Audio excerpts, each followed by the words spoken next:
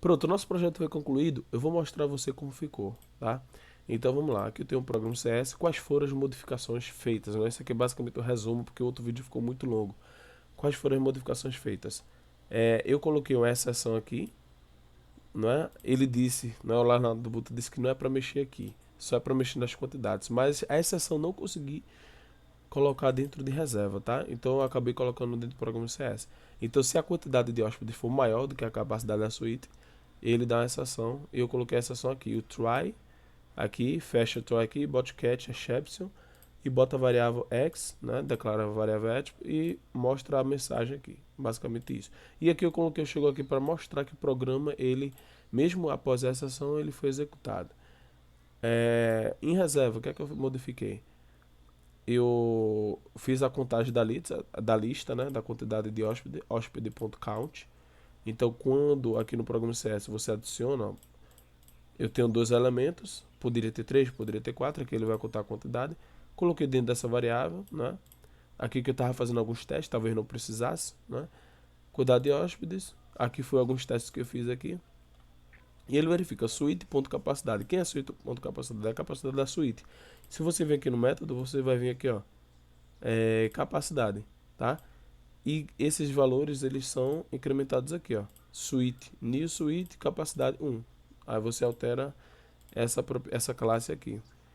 Quantidade de hóspede, ou seja, se a capacidade de suíte for maior ou igual, a reserva pode ser feita, né? E aí você incrementa dentro da lista dessa reserva, hóspedes, a quantidade de hóspede. Por isso que está aqui hóspede maiúsculo é igual a hóspede minúsculo, tá?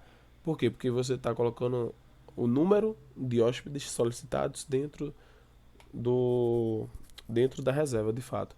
A reserva pode ser feita nessa suíte. Se for contrário, a reserva não pode ser feita. Aí ele teria que retornar a exceção, mas eu não consegui colocar a exceção aqui. Coloquei lá no programa CS. Aqui ele vai retornar hóspede.count, né?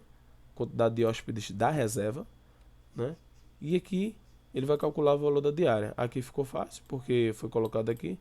E aqui, para calcular o desconto, né, de maior ou igual de 10%, se as diárias forem maior ou igual a 10. É só você pegar dias reservado maior ou igual a 10, né, através desses operadores aqui maior ou igual a 10. E 90% é 0,9, ou seja, 90 sobre 100, né? Se eu colocar 0,9, ele estava dando erro, ó. 0,9 dá erro aqui, não é? Então eu quebrei a cabeça um pouquinho. Você pode ver no vídeo anterior da resolução, eu coloquei 90 sobre 100, aqui ele deu certo, beleza?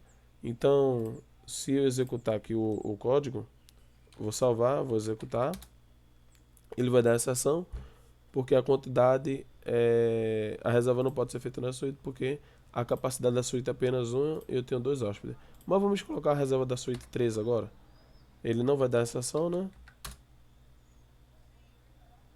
Ele vai dizer aqui que ó, a reserva pode ser feita. Hóspede 2, diária 297. Por quê?